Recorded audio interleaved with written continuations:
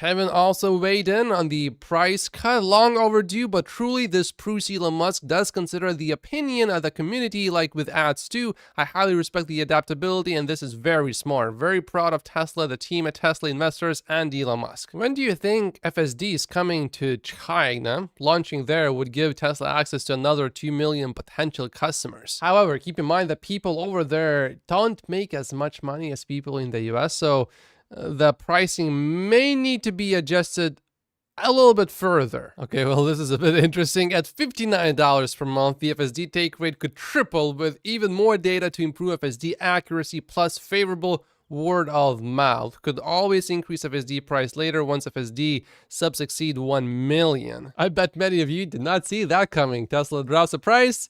Yuri says drop it further. At this point, I'm almost thinking if Tesla actually does that and puts the pricing at $59 per month, the next post we're going to see is going to be, well, if Tesla had the price of $29 per month for FSD, now that would really work. I feel like there's no end to that. Next thing you know, well, Netflix charges $10, $15 per month, depending on the plan. We should model Netflix. Oh, and in Canada, you now only need to have 5,000 referral credits to get 3 months of FSD. Previously, you had to have 10,000 credits. The latest FSD version is going out to more people. I'm gonna check my car later today. I checked yesterday, I didn't have it yet. As FSD becomes so much better for normal day-to-day drivers where people can go days without disengagements, it will be harder for most people to assess progress on an individualized basis.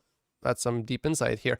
Only by pooling data from large cohorts or by looking at fleet-wide data will we be able to see how much better the upcoming iterations of FSD will be. And this is where it becomes more important for us investors to have Tesla share data with us, because if they are not sharing that, why is that? If you read the Elon Musk biography by Walter Isaacson, you know that Tesla internally does track quite a bit of data related to FSD and disengagements and interventions and all that. And we would know much more easily if there are regressions because it is easier to spot a mistake. Yeah, someone says at this point it is very difficult to notice improvements. Just got the latest FSD version.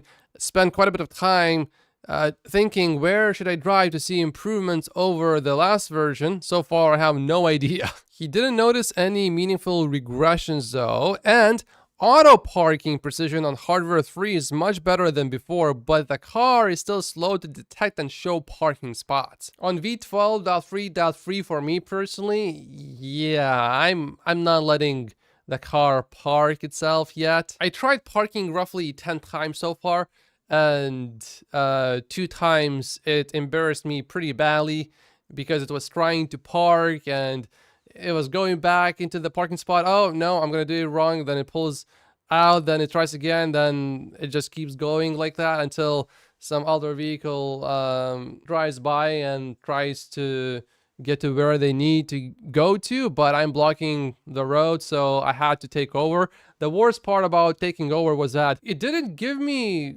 control back of the gears immediately. I had to wait for like a good 3 seconds before I was able to start shifting gears. But I think maybe that's just my vehicle. When I get into my vehicle at first in the morning, for example, when I try to put it into drive, it doesn't do anything. I need to try either 3 times or I need to wait for the vehicle to boot up first. So maybe it's not FSD specifically, but maybe it's just my vehicle. I know some other people who are having this specific issue as well, but I also know other people who are not having the issue with getting in the car and not being able to put the car into drive immediately the first time when they try to shift the gear. Once I am driving though, so for example, if I arrive at a parking lot and I need to shift into reverse, it works the first time every single time. It's only when I start the vehicle for the first few moments. And here's a pretty nice maneuver from FSD. That vehicle was trying to park and the car does exactly what it should have done.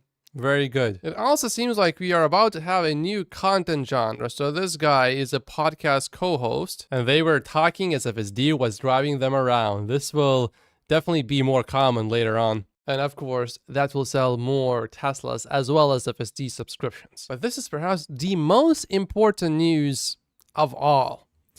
Tesla FSD supervised is so safe in Europe.